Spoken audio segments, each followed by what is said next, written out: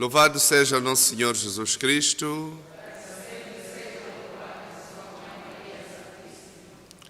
Somos chamados e reunidos para a celebração da Santa Missa e nós aqui na igreja simbolizamos uma vasta comunidade que a partir de casa nos acompanha por meio do Facebook, YouTube, o Instagram. Então somos uma igreja grande, que apesar de fisicamente representada por um número reduzido, mas temos a plena consciência que muita gente nos acompanha e em nome de todas estas pessoas aqui nós estamos reunidos. E eu gostaria de começar hoje esta reflexão propondo uma viagem. Vamos supor que cada um de nós está a dormir e neste sono Deus apareça. E justamente Deus faça a cada um de nós a mesma pergunta que fez a Salomão. E diz: meu filho, minha filha, faça um pedido. Qual seria o seu pedido? E ali em casa, eu sei que às vezes faz-se alguns comentários na página do Facebook e alguns no YouTube, que pudessem responder. Qual seria o seu pedido para Deus hoje? O que é que pedirias? Claramente não podemos responder, né? Que cada um faça o pedido no seu coração e responda, mas faça-o de verdade, que, tal como fez Salomão. Não sei, eu enquanto preparava e rezávamos e víamos juntos para esta hora, o meu pedido, e que partilho com todos, foi simples: que Deus ajude e dê sabedoria aos cientistas que andam à procura da vacina, o coronavírus, não?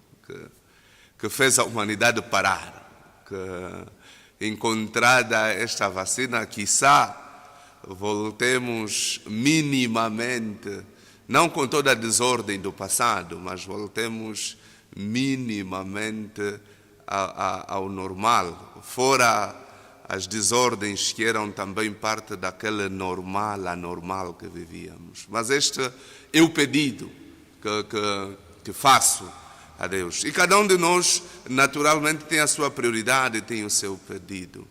E esta pergunta surge do diálogo que Deus tem com este senhor Salomão. Salomão é um exemplo de fé, pelo menos nesta parte da leitura que ouvimos hoje, do livro dos Reis, no capítulo 3. E é bom podermos ler estas passagens todas. É um exemplo de fé. E vê-se no diálogo com Deus que Salomão tem fé e tem medo. Porque ele diz: Senhor, eu preciso de sabedoria para poder distinguir o mal e o bem, para poder orientar o povo que confias nas minhas mãos. Um povo que consegui herdar do meu pai David, mas é uma responsabilidade muito grande. E Deus louva Salomão pela sabedoria do pedido. Mas a história de Salomão é ao mesmo tempo interessante porque mostra que Deus não é rancorista, não guarda rancor.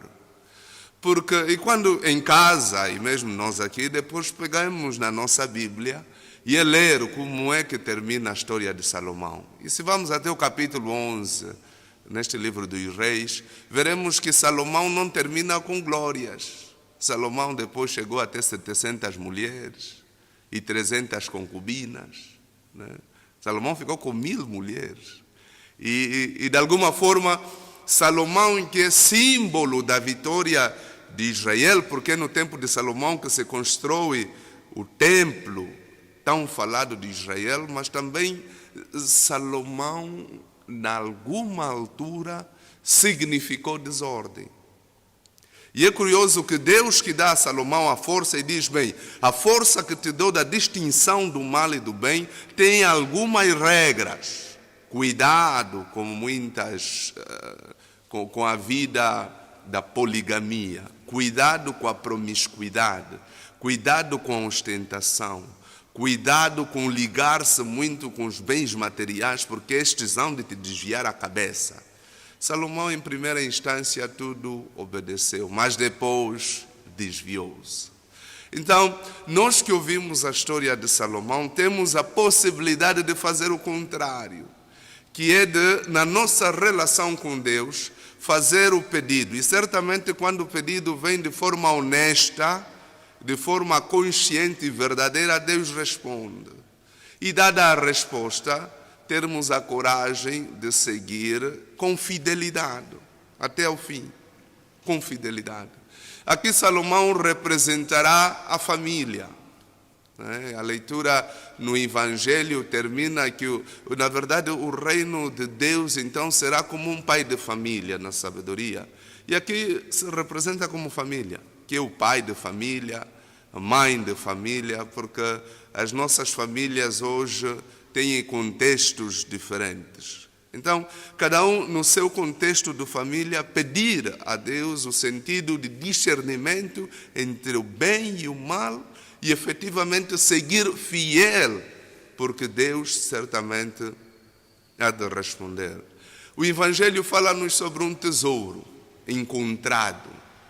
Eu prefiro sempre pensar que o tesouro encontrado somos nós. Nós somos o tesouro de Deus. Nós somos a pérola de Deus. Nós somos o peixe de Deus. Nós somos o peixe que Deus lançou para o mar e tirou. De facto, esta é uma analogia do amor profundo de Deus que se faz homem. É Deus que vem ao nosso encontro e faz de nós o seu tesouro. Então, Jesus Cristo nestas parábolas quer dizer que Deus ama a humanidade. Deus deu tudo de si. Que força maior existe senão esta de Deus fazer-se homem para vir ao encontro do ser humano, do homem e da mulher, para o salvar? Então, é porque somos o maior tesouro. Esta é a história do maior tesouro antes perdido e reencontrado. E não é uma história por acaso, porque o tesouro foi perdido no pecado com Adão e Eva e é reencontrado em Cristo nosso Senhor pela obediência de Maria. Então, há toda uma história linear e há um propósito divino. Então, nós, sendo tesouros, nós temos responsabilidades, porque temos valor e temos força. Nós não somos um povo disperso, um povo órfão. E repetimos sempre que nós somos uma nação santa. Mas atenção que nós somos uma nação santa, uma nação tesouro, uma nação pérola eleita, mas uma nação também que tem problemas.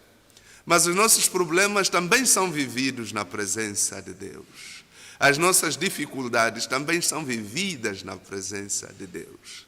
O reino de Deus é, meus irmãos e minhas irmãs, uma família.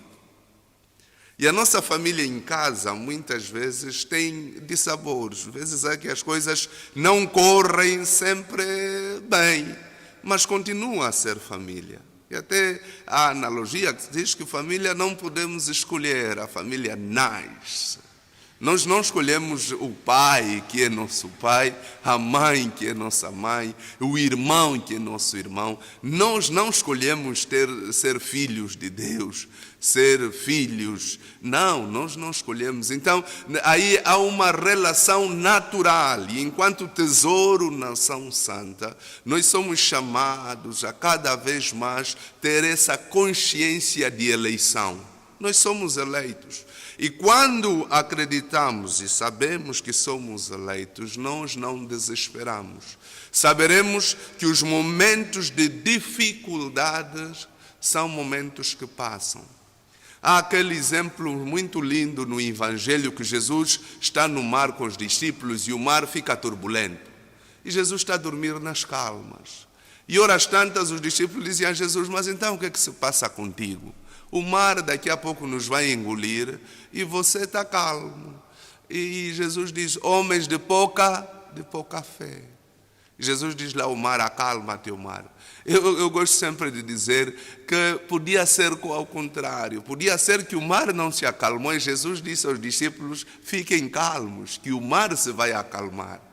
A dificuldade vai passar. E muitas das vezes a história, o segredo está na atenção que damos ao problema que nos vai tirando da normalidade. A nossa aflição tem de ser vivida na presença do Senhor. Salomão, na leitura de hoje, é símbolo que deve ser seguido. Mas a história no final é imagem que deve ser evitada. Mas tiremos do que é positivo. Guardemos Salomão no seu pedido de honestidade. Lembremos-nos constantemente que nós somos um tesouro. Lembremos-nos, como nos diz São Paulo, e com bastante clareza, que nós efetivamente somos de Deus. Tudo concorre para Deus. Deus é, acima de tudo, nosso amigo. Amigo fiel, amigo presente, amigo que acolhe, amigo que suporta, amigo que transforma. Então, que Deus, na sua bondade, neste domingo, aumente a nossa fé, nos ajude a construir a mentalidade capaz de esperar. Porque muitos dos nossos problemas nascem da pressa. A pressa diz-se que é inimiga da perfeição. Até resposta à nossa oração depende da capacidade de esperar. Então, que Deus, na sua bondade, esteja sempre conosco e a partir das nossas casas derrame a sua unção, a sua bênção e faça de nós cada vez mais nação santa, povo eleito e tesouro verdadeiro. Que assim seja.